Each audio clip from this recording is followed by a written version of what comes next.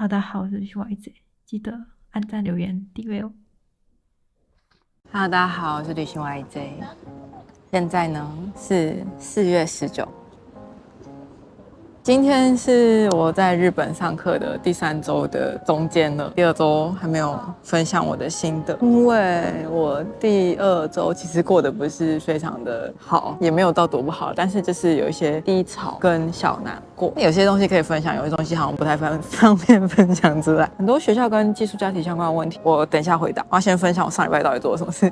就我去了一个华人拳馆，是我在小红书上面找到的，我就去体验了一次，礼拜1晚上，觉得我整个体验其实没有很好。首先第一个，我自己就是一个我很不习惯我的身体被大家看的感觉。虽然我是一个半工作人，虽然我是拍影片的人，但是我是就自己拍不会怎样。但是如果要叫我上台演讲或是上台表演，我其实会非常的有压力，然后还蛮抗拒。我真的不是因为喜欢表演或者喜欢被欣赏、被看，所以才变成 YouTuber。我是喜欢记录。#我喜欢记录，那是一个团体的体验课，所以首先我就觉得我很像一只小白兔，跑进一个陌生的世界，就觉得很不舒服。全部都是男生，就我一个女生，超怪。然后而且他们感觉已经练很久，可能从下午就开始练到我晚上去大概7、8点的时候进去，看起来有点累，手上都绑着那个拳结的什么手套什么的，还在那边踢腿哦，而且是他们是踢腿的那种。第二个是因为他们全部都是中国人，我有先寄信跟他说我有在台湾跟老师1对1学1个月，但我那个学其实就是一边运动一边快乐的学的学，不是真的很认真在学拳击的那种学。反正那老师一进去就说你在内地学过1个月对吧？我就好 OK， 对，我学过1个月。我完全没有办法说什么，你知道吗？因为那个场合真的我不适合跟他吵。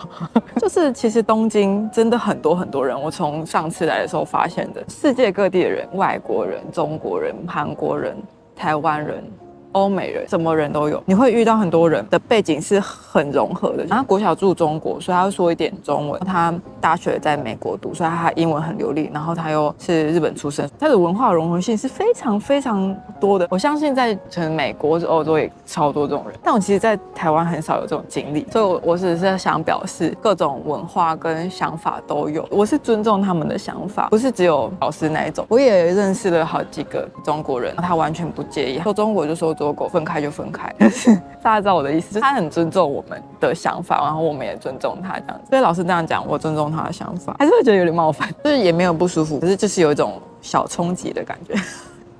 真的是文化大熔炉因为你觉得中国人都很可爱，就是很直率，因为像日本人都比较内敛。我们这几天还学到一个很好笑的事，就是日本人怎么拒绝人。如果问他说如果这个时间可以吗，他想要说不行，他不会说不行，他就会说这个吗？就他的日文是这个有点这样子，这个就都。我们班的欧北人超好笑，他们就很想问有没有 no sense 的日文，没有，有虽然有，但是伊拉奈之类的比较没礼貌。老师就说通常不建议这么用。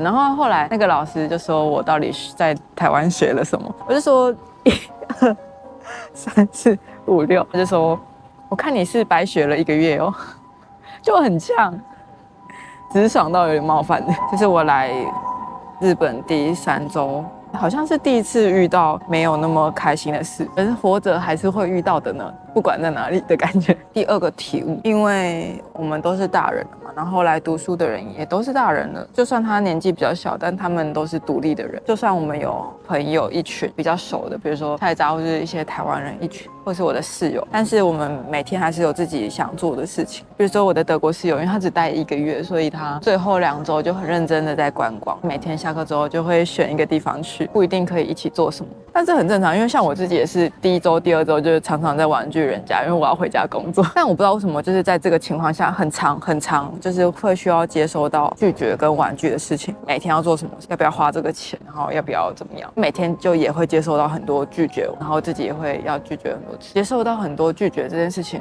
让我有一种感觉是，大部分是可以理解，偶尔还是会觉得被拒绝了的感觉。我觉得我在练习被拒绝，就是在这1、2个礼拜有这种感觉。这个也不是一个非常正向的感受吧？其实这应该是蛮正常的事情，但是这个情绪是很少这么长的一直接收到的感觉。不是有一本书叫被讨厌的勇气吗？我觉得我现在在练习被拒绝的勇气。我相信我大概第4个礼拜就会习惯了。然后因为我第1个礼拜跟第2个礼拜太认真工作了，早上超早起来，然后晚上超晚睡觉，都睡不满6个小时，真的有累到第2周的周末，我这边爆痛，爆干痛。有一次上课的一天的那个第7集，我在咖啡厅结束之后，我这边就开始爆干痛。其实好像是一个病，下颚咬合症还是什么东西。我后来就发现应该是太累了，还是太紧张，压力太大。睡2天就好了，好一点。但我现在还是会有点痛。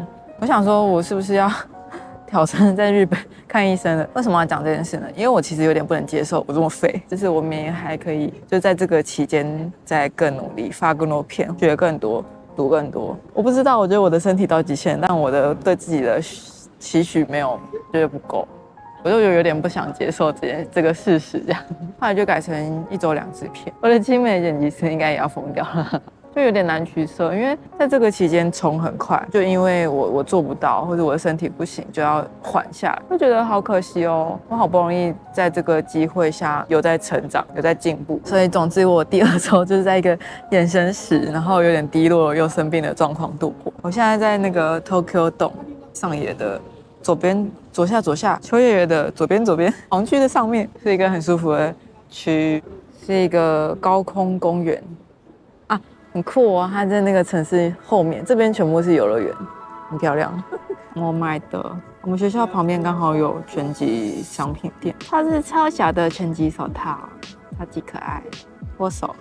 很多人对学校跟寄宿家庭好奇耶，有很多疑问，我现在一起回一下哦。然后如果有问题的话 ，IG 的精选有一个是游学的，资讯最近炸裂，它会跳掉，有点找不到。我就可能回不了，在这种地方问的话会更好。我会有想到就去回一下这样子。第一个问题想请问，游学有分年龄吗？大部分都几岁去？我觉得游学没有分年龄，我听过有14岁的，也有很长辈的。我们班有一个妈妈，好像隔壁班有个阿嬷。所以年纪没有差，只要有钱。我有发现一个共同性是，大家都是有闲有钱的人，家里有钱，或者是他是 boss， 或者他像我们是自由工作者，他可以一边工作一边读书，对，有这个倾向，就是大家都是还算有一个金钱在贝壳的人，或者是有一种是欧洲来的，就是瑞士或法国。他们觉得日本什么东西都超便宜，因为他们的物价高，薪水也高嘛，所以他们觉得来这边还蛮划算的。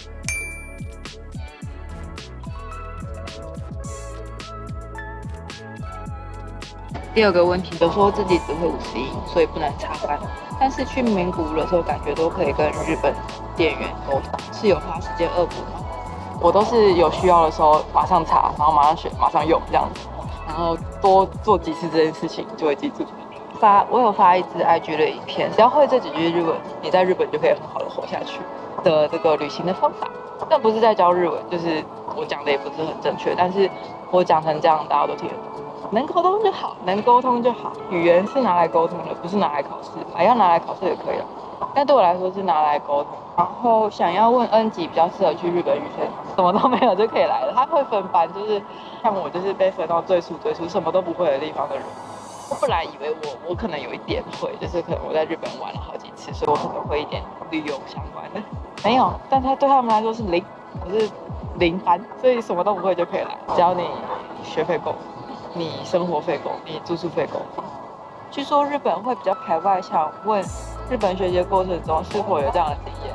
我觉得，因为毕竟我们还是花钱来的游客，所以我们遇到的人都还蛮亲切的。但是我觉得有跟台湾人一样，对欧美人还是有一种哇，是欧美人呢，是白皮肤是完全不一样的蓝眼睛、黄头发的，然后会稍微对他们比较好一点点，因为我们就是长得一模一样，磨黄皮肤，然后黑头发，跟日本人其实超像，会很容易被认成日本人，所以寄宿家庭多少钱？我觉得还蛮便宜的，它是一天一天算，1个月大概是2万台币上下，不会超过。它附早晚餐，其实还蛮划算，因为如果你要在东京租1个月的房子，至少要10到12万日币，大概就要快2到3万，这还算便宜的哦。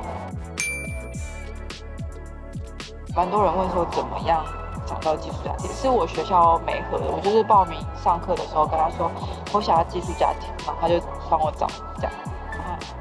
很多人传很多讯息跟我说，他看了我的这个游学系列，就很有动力去做什么事情，或是感觉也一起游学，感觉一起体验文化。谢谢大家跟我讲，我很开心听到有这个帮助跟心得，感谢大家特地跟我讲。我怎么找到我的学校？一开始就是蔡杂说他是在这边上。我本来就是没有马上决定要就是跟他上同间，我就觉得我好像还是研究一下，然后我就上网找了一堆，就会有很多代办的网站什么东西的，我觉得没有那么有帮助。我觉得最有帮助的是我去 Google Map 看他们的那个评价，很多家感觉有写5星5星5星，但他没有写什么东西。但是我这家真的蛮多外国人去写心得，而且都不太一样，因为有些人是刷了5星之后没写东西就算，有些人是很多负评，缺点都一样，然后很多人讲，我就觉得找一找还是蔡杂这一间纵观蛮好的，所以我就决定还是来这间。而且它的开课时间跟价钱我都觉得还可以接受这样子。我没有找代办，我就直接在官网报，就有相关人员跟我联络。因为自己报名就是跟他说，我确定我要这3个月去上课，然后交钱给他，就这样。我们学校有日本人会中，所以他是用中文跟我沟通，有问题也可以问他，就是来学校，所以就还蛮好。而且我很幸运，就班上同学都还蛮热情也友善，遇到的老师也都还不错。但我觉得这很看情况，就不一定每个人都这样。怎么样可以找到学期期间住宿短期不用保证金会礼金的租屋或寄养家庭？我刚说10到12万，那个是朋友的朋友租的，所以就没有那么贵，但是这很难。我觉得大部分的租屋一定都会有。如果真的想要的话，找 share house 有点像雅房，但是他一个人还是一个房间，然后你就可以只住1个月啊，你不用付太多的手续费的样子，就是一个 friendly。我可能6月会去体验一下，再分享给大家。但如果你需要的住一个套房，那就比较难，就找代办吧。我现在身边的同学全部都找代办，就是如果要住这种但我很多欧美同学都是住 share house， 我觉得感觉也不错，因为我有点不喜欢那个回到家很寂寞的感觉，而且价格也差不多是2万块上下1个月，我觉得好像已经最便宜了，除非你找到人一起住。学校好像也有宿舍媒合，反正学校合作的宿舍或者学校推荐宿舍，如果是 Booking 或 Airbnb 都超贵，日租套房，所以就不建议。